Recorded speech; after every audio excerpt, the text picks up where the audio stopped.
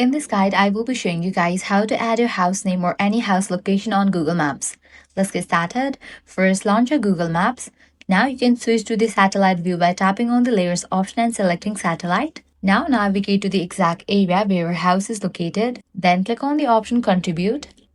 Now click on the option add place. Now you will need to fill this. Type in the place name. Likewise, select the category. Type in the address name. Then you can edit the map.